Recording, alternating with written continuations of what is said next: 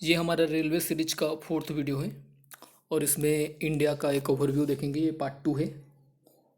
इसके बाद हम जितने भी पिछले सालों में जो प्रीवियस ईयर क्वेश्चन है रेलवे का, वो पिछले 25-26 सालों का, वो सब एक एक वीडियो में कवर करेंगे। तो इंडिया का जो ईस्ट टू वेस्ट जो एक्सटेंट है वो कितना किलोमीटर है? लगभग 3000 किलोमीटर, 2933 किलोमीटर है। और नॉर्थ टू साउथ कितना है? 3214 किलोमीटर। तो लगभग हमारा एक्सटेंड जो है वो बोथ साइड में सेम है।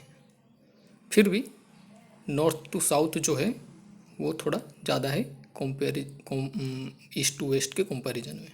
ठीक। कोस्ट लाइन का जो लेंथ है वो 7516 किलोमीटर है। जो टोटल लेंथ है उसका लगभग आधा है। तो याद रखने में आपको इजी हो जाएगा। लक्षद्वीप है जो यूनियन टेरिटरी, वो कौन सा सी में है? अरेबियन सी में। और टोटल कितने आइलैंड्स हैं उसमें? 43 आइलैंड्स हैं। जो इंडियन स्टैंडर्ड टाइम है, पिछले वीडियो में मैंने लॉन्गिट्यूड बताया था। तो जो भी टाइम होता है ना, वो टाइम लॉन्गिट्यूड में कैलकुलेट होता है। लॉन्गिट्यूड क्या होता है? ये जो वर्टिकल लाइन में जो ग्रिड में जो अर्थ को डिवाइड किया गया है उसको हम लॉन्गिट्यूड बोलते हैं।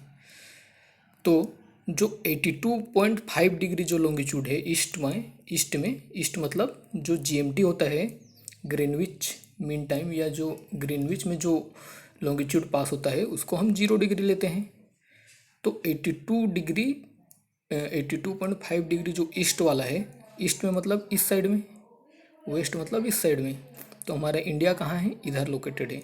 तो इंडिया में एक लाइन जो हमारा जो लॉन्गिट्यूड पास होता है 82.5 डिग्री वाला लॉन्गिट्यूड को हम हमारा स्टैंडर्ड रेफरेंस मानते हैं टाइम के लिए। ठीक है। और ये जो जीएमटी क्या होता है? Greenwich mean time. Greenwich mean time, इसका फुल फॉर्म जीएमटी या यूटीसी, आज के डेट में इसको यूटीसी बोलते हैं, universal coordinated universal time coordinated. ठीक है। तो हमारा जो इंडिया का जो टाइम है उसको हम जीएमटी से 5.5 घंटा आगे होता है हमारा।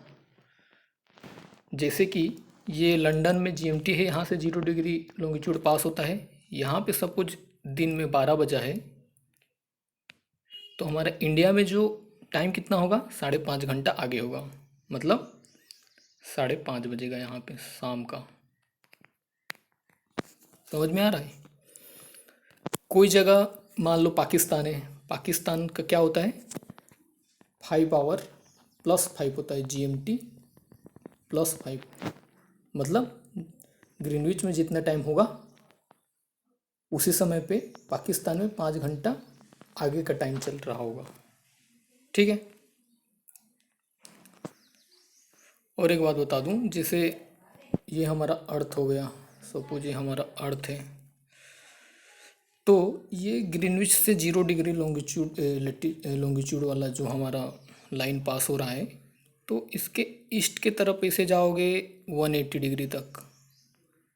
ये स्फेयर है ना, अर्थ एक स्फेयर है, तो टोटल कितना होगा? 360 डिग्री होगा। तो 0 से 180 ईस्ट में जाना है और 0 से 180 डिग्री वेस्ट में जाना है। ये तो ये जो 0 डिग्री जो लॉन्गिट्यूड है उसके ओपोजिट में, मतलब यहीं पे ओपोजिट में जो लाइन आएगा उसको बोलते हैं इंटरनेशनल डेट लाइन। ठीक है। वो इंटरनेशनल डेट लाइन में ये जो लॉन्गिट्यूड होता है 180 डिग्री ईस्ट लॉन्गिट्यूड और 180 डिग्री वेस्ट लॉन्गिट्यूड, दोनों इंटरनेशनल डेट लाइन पे मीट करते हैं। और इंटरनेशनल डेट लाइन जो 0 डिग्री लॉन्गिट्यूड है उसके ओपोजिट में होता है। ठीक है।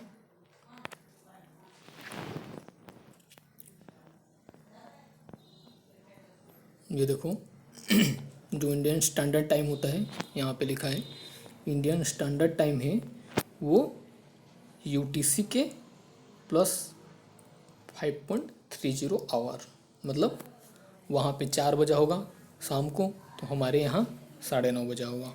वहाँ पे 5 बजा होगा तो हमारे में कितना बजेगा, 10:30 बजेगा। तो सिंपल चीज़ है। क्योंकि देखो एक बात बता रहा हूँ, जैसे ये 0 डिग्री लॉन्गिट्यूड है और हमारा इंडिया जो हम रेफरेंस मान रहे हैं वो 82.5 डिग्री ईस्ट वाला लॉन्गिट्यूड है। तो कितना डिफरेंस हुआ, 82.5 मतलब 82.5 डिग्री का डिफरेंस है। और मैंने बताया था 1 डिग्री में 4 मिनट का डिफरेंस होता है। तो 82.5 डिग्री में कितना मिनट का डिफरेंस आएगा, 330 मिनट का। 330 मिनट मतलब कितना हुआ, 5.5 आवर, मतलब 5.5 घंटा हुआ। ठीक है, समझ में नहीं आ रहा है तो दोबारा देख लो। अब इस जो हमारा जो स्टैंडर्ड मेरिडियन है, जो स्टैंडर्ड हमारा जो लॉन्गिट्यूड है, उसको हमने 82.5 डिग्री को ही क्यों चूज किया, क्योंकि ये देखो ये वाला जो लाइन है, ये यूटीसी वाला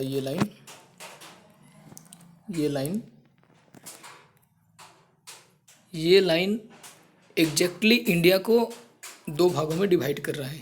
मतलब इधर भी सेम है, इधर भी सेम, लगभग सेम डिस्टेंस है।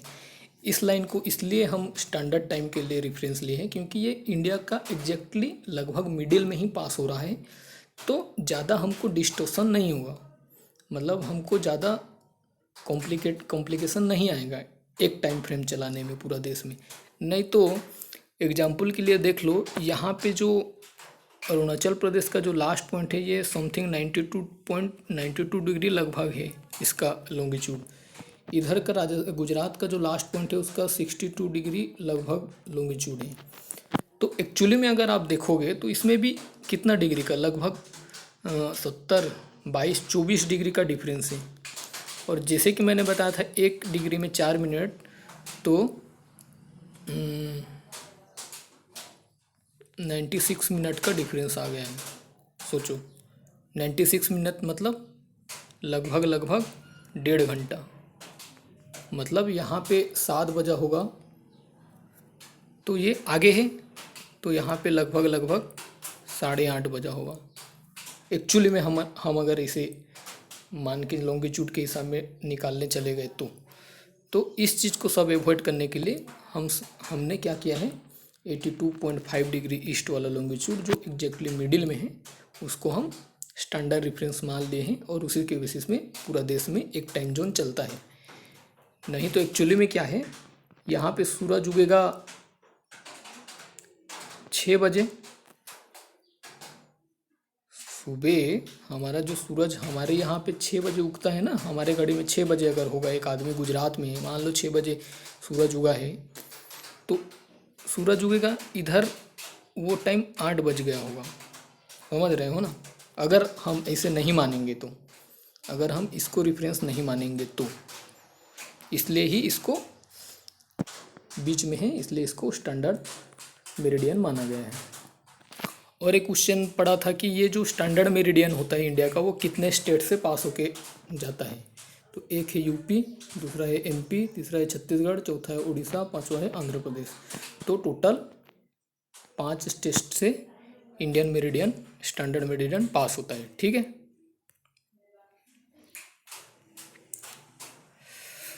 जो यूनियन टेरिटरीज है, अभी इंडिया में कितना यूनियन टेरिटरीज है, ये दमन दीव और दादरा नगर हवेली को मिक्स कर दिया गया है, मर्ज किया गया है।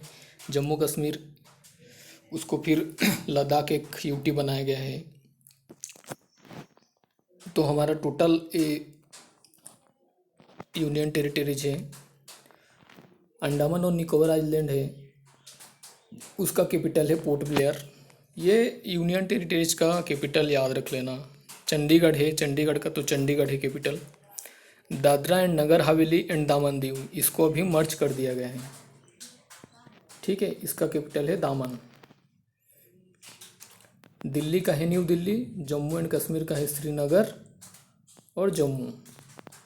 श्रीनगर है समर कैपिटल, जम्मू है विंटर कैपिटल। लक्षद्वीप है, उसका कैपिटल है कावरत्ती। पुदुचेरी जो है उसका कैपिटल है पौंडीचेरी, और लद्दाख है उसका कैपिटल है लेह। ठीक है।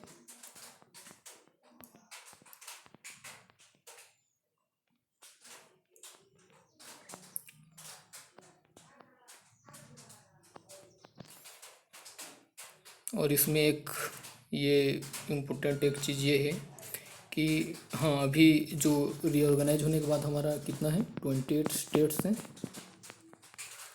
और 8 यूटी हैं इंडिया में। समझ गए? तो दादरा नगर दमन दीव ये मर्ज किया गया है। और एक चीज़ बताना था कि ये जो हमारा जो पुडुचेरी जो है, पुडुचेरी जो यूटी है, वो देखो पुडुचेरी जो है वो 3 ठो स्टेट में है। ठीक है।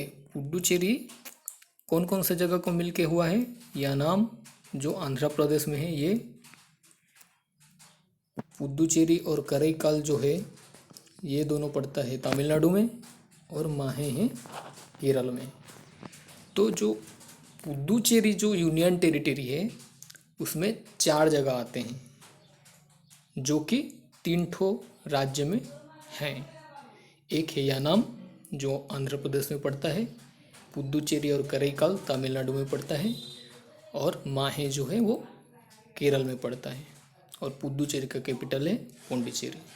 ठीक है, जो तमिलनाडु में है। ये एक इम्पोर्टेंट कॉन्सेप्ट है, बहुत लोगों को नहीं पता ये कि पुडुचेरी कोई एक जगह होगा, ऐसा नहीं है। पुडुचेरी 3 स्टेट में है। आई होप ये क्लियर हुआ होगा आपको। और जो जितना इंडियन स्टेट्स है और उनका कैपिटल है, ये तो भाई आना ही चाहिए। आप किसी भी कॉम्पिटिटिव एग्जाम दे रहे हो तो जनरल नॉलेज है इसको, और बताने वाली कोई चीज़ नहीं है। आंध्र प्रदेश का देख लेना, अमरावती, और ये नॉर्थ ईस्टर्न स्टेट है, अरुणाचल प्रदेश, असम, मणिपुर, मिजोरम, त्रिपुरा, इन सब का देख लेना। पहुँच करके एक एक बार रीडिंग कर लेना, उसमें काफ़ी है। ये जैसे नॉर्थ ईस्ट वाला स्टेट है, और ये हमारा हिमालयन जितने स्टेट हैं उनका थोड़ा याद कर लेना। लार्जेस्ट कोस्ट लाइन कौन सा स्टेट का है? गुजरात का है। और state with highest neighbouring states, UP, Uttar Pradesh के पड़ोसी राज्य सबसे ज़्यादा हैं। कितने हैं? 8। हमारे भारत देश के कितने टू राज्य हैं जिनका सीमा, मतलब उनके पास कोस्ट लाइन है? टोटल है 9। कौन कौन? वेस्ट बंगाल, उड़ीसा, आंध्र प्रदेश, तमिलनाडु, केरल, कर्नाटक, गोवा, महाराष्ट्र, गुजरात। ठीक है। जो हम समुंदर में जैसे जहाज़ जाते हैं उनको, तो हम उनका जो डिस्टेंस होता है वो तो नॉटिकल माइल में हिसाब करते हैं। सभी को बताइए नॉटिकल माइल क्या है? क्वेश्चन ऐसे ही फ्रेम होता है कि नॉटिकल माइल क्या है? ये एक समुद्री डिस्टेंस है। ठीक है। जैसे हम रास्ते पे जाने से माइल या किलोमीटर बोलते हैं, समुद्र में जाने से उसको नॉटिकल माइल बोलते हैं।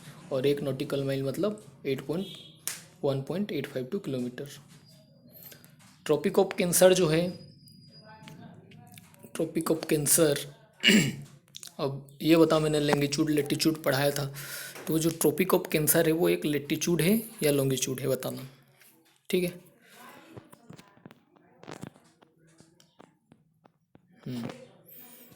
तो ये इमेज याद रख लेना, बहुत काम का है।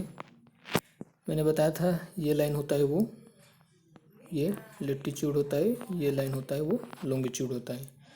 तो ये इक्वेटर भी एक लेटीट्यूड है, ट्रॉपिक ऑफ कैंसर भी एक लेटीट्यूड है, ट्रॉपिक ऑफ कैप्रिकॉर्न भी एक लेटीट्यूड है। तो हमारा इंडिया कहाँ है? यहीं पे, ऐसे करके इंडिया यहाँ पे बना हुआ है। ठीक है। पीछे पीछे ग्लोब के पीछे पड़ेगा वो। तो जो ट्रॉपिक ऑफ कैंसर है वो, उसका लेटीट्यूड देख लो, 23 डिग्री 26 मिनट 22 सेकेंड नॉर्थ। ठीक है। और इंडिया नॉर्थ हेमिस्फीयर में है, और इंडिया में ट्रॉपिक ऑफ कैंसर पास होके जाता है। और कितने टो स्टेट में पास होके जाता है? 8 ठो स्टेट। ये देखो, ट्रॉपिक ऑफ कैंसर एग्जैक्टली लगभग इंडिया को 2 भागों में, नॉर्थ टू साउथ डिवाइड करता है। और ये ट्रॉपिक ऑफ कैंसर कितने राज्यों से जाता है? 8। और कौन कौन से राज्य हैं? Gujarat, Rajasthan, Madhya Pradesh, Chhattisgarh, Jharkhand, waste Bengal, Tripura and Mizoram. ये त्रिपुरा और मिजोरम कंफ्यूज करेंगे, इनको याद रख लेना। कहीं पे दे दिया अगर उसको लिख के दे दिया नागालैंड कि अरुणाचल लिख दिया, उसमें कंफ्यूज हो जाओगे। तो ये 7 और 8 नंबर जो है उसको याद रखना। और ट्रॉपिक ऑफ कैंसर कितना है? उसका लेटीट्यूड 23 डिग्री, लगभग 23.5 degree north. Tropic of Capricorn का कितना है? 23 डिग्री साउथ। ठीक है। हाईएस्ट रेनफॉल कहाँ होता है? मौसिनराम, मेघालय में, सबको पता होगा। लोएस्ट रेनफॉल होता है लेह में, जो अभी लद्दाख में है। ओल्डेस्ट हिल है अरावली। अरावली जो पर्वतमाला है, जो हमारा दिल्ली से लेके गुजरात राजस्थान तक एक्सटेंड किया है, वो सबसे ओल्डेस्ट माउंटेन रेंज है इंडिया का। और अभी सबसे न्यूएस्ट माउंटेन रेंज है हिमालय। इसमें कंफ्यूज मत हो जाना कि हिमालय किसे न्यूएस्ट हो गया। उसके फॉर्मेशन के बेसिस पे अभी हिमालय अभी भी ग्रोइंग फेज में है। ठीक है। तो सबसे न्यूएस्ट माउंटेन रेंज है हिमालय इंडिया का। ये देख लो अरावली रेंज कहाँ है। ये मैप याद रख लेना, कभी ना कभी काम आ जाएगा। नीलगिरी ये तमिलनाडु और केरल के बॉर्डर में है। वेस्टर्न घाट्स इसको बोलते हैं ईस्टर्न घाट्स। और ये विंध्या और सतपुड़ा पड़ेगा मध्य प्रदेश और राजस्थान में, ये गुजरात के एरिया में। और ये विंध्या और सतपुड़ा जो हैं, और उसके बीच में ये नदी जो जा रहा है, ये नर्मदा नदी है। ठीक है। और ये अरावली पहाड़ देख लो, ये दिल्ली आगरा से एक्सटेंड होके ये राजस्थान गुजरात तक गया हुआ है। कौन सा लोकेशन कहाँ है, थोड़ा थोड़ा आपको आइडिया रहेगा तो क्या होता है, कभी कभी क्वेश्चन नहीं पढ़ने से भी आपको अगर थोड़ा बहुत आइडिया होगा तो एलिमिनेट करके आप क्वेश्चन सॉल्व कर सकते हो। इसलिए ये एक्स्ट्रा दिखा रहा हूँ। और ये एक इम्पोर्टेंट चीज़ यहाँ पे है, जो हमारा ईस्टर्न कोस्ट होता है, ईस्टर्न कोस्ट हमारा जो है ये ईस्ट साइड, इसको हम बोलते हैं कोरोमंडल कोस्ट। ठीक है। वेस्टर्न साइड को हम बोलते हैं मालवार कोस्ट या कोंकण कोस्ट। ये देख लो, Malabar coast, Konkan coast, Coromandel coast. इसमें कंफ्यूज होना नहीं है, ये बहुत इंपॉर्टेंट है और बहुत अच्छा कॉन्सेप्ट है। ये नॉर्दर्न सरकार जो है ये आंध्र प्रदेश में आता है। ये हिस्ट्री कोई पढ़ा होगा, मॉडर्न हिस्ट्री, तो उसमें देखना जो हमारा मॉडर्न हिस्ट्री में अगर देखोगे तो जिसने पढ़ा होगा उसको याद होगा। और एक इम्पोर्टेंट चीज़ यहाँ पे है, जो हमारा गुजरात है, गुजरात का जो ऐसे होके ऐसे बना हुआ है ना, सॉरी,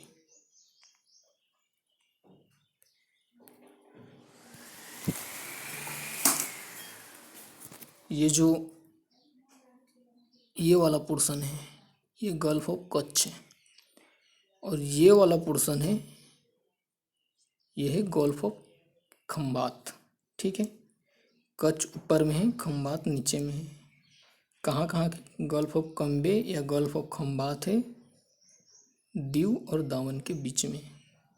ये याद रख लेना, मतलब क्रोनोलॉजी कभी कभी एग्जाम में पूछ लेता है, नॉर्थ टू साउथ अरेंज करो करके। तो रन ऑफ कच्छ पहले है, उसके बाद गल्फ ऑफ कच्छ है, उसके बाद गल्फ ऑफ खंबात है। ये याद रख लेना। उसके बाद ये पुलिकट लेक जो है, पुलिकट लेक आंध्र प्रदेश में है। और ये जो चिलिका लेक है उड़ीसा में है। भेमनाथ लेक है वो केरल में है। और ये जो नॉर्दर्न सरकार्स का जो एरिया है ये आंध्र प्रदेश में पड़ता है। जो हमारा फर्स्ट कर्नाटिक वार, सेकंड कर्नाटिक वार, ये जिसने मॉडर्न इंडिया हिस्ट्री में जो पढ़ा होगा उसको पता होगा। ठीक है, आज के लिए इतना ही। Thank you.